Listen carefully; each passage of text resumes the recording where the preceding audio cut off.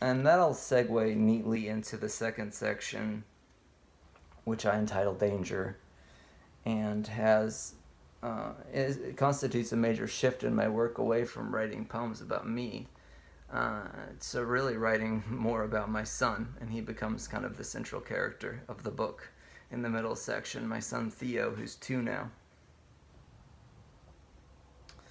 Becoming a father.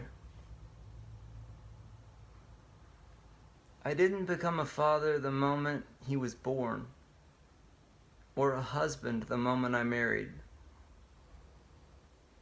No, when I lifted him screaming in my ear onto the changing table, and our arms locked, I became a father. When I reached around for the tab and jabbed my forefinger into the ooze of orange seedy feces, then lifted the unbuttoned flap of his onesie away from the build-up without breaking down, I became. I triumphed in what I was, what I would have found unimaginable as a boy.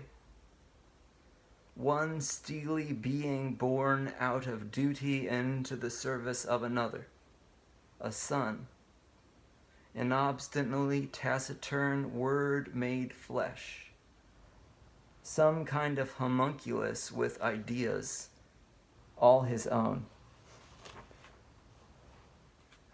All right, something occurred to me. I think I forgot it though.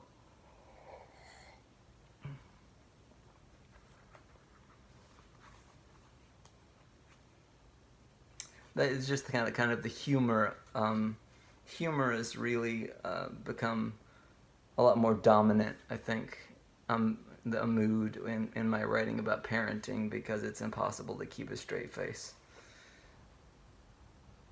But here's a kind of a weighty father poem belonging to the second section called Kiddie Baptismal. And what I'll say about it is that the context in which this poem appears is a context of writing and working out a body of work about my glioblastoma cancer diagnosis, which carries with it a 14.6 month life expectancy. And I got it in September 2014, so I hit the 5-year mark and celebrated my 5-year cancer anniversary, and now I'm just floating, basically, just living life. Kiddie Baptismal.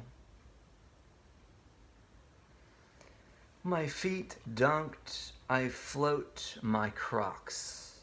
Nurse the split in my head with trips to the spigot.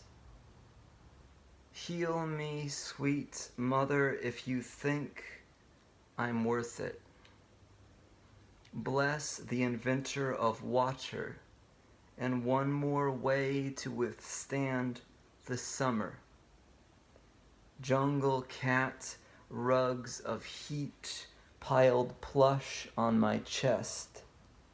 I pluck off my t-shirt, squeeze rainbows out of a spray bottle. Theo empties cups over my kneecaps, raising the dark waterline of soaked denim. The more I resist the pastoral, the greater my urge is to pastor. That last line, I think, may deserve a little explication, and that's because I have traditionally been something of a nature poet, in the sense that most of my poems contain natural imagery, and I sort of channel emotion through nature. In sort of the same way as I did in the poem Night Clouds in the Black Hills. And during the summer, I just felt so tired of it, just so kind of sick and tired of what I was doing as a poet. and I just decided that I needed to pretty much take it out, all of it, and see what would be left. And so I wrote this poem called Crocs, which follows nicely from the preceding. There's no natural imagery in this poem that I know of, but it might be lurking somewhere. Crocs. I start putting mixed nuts into my mouth until I remember what I'm here for. Oh, here it is. A gray squirrel curls its tail into a question mark. I don't know how it must feel to put my fingers through the holes in my Crocs. Why don't you remove your hospital teat and tell me, Captain Soggy Cereal? Why don't you empty your own Contigo over dog food? Memory's a container too hot out of the washing machine, too cold out of the freezer. Lily bought me my Crocs because my feet were hot. It was July in New York City, and no one expected me to live. I ripped off my socks under the table, then and there. A little black girl rings the doorbell, bag full of the blonde Jesus.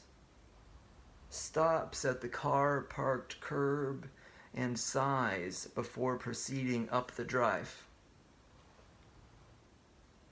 All right, so you have that. The gray squirrel crept into the poem. So I already broke my promise to myself about resisting the pastoral in the book.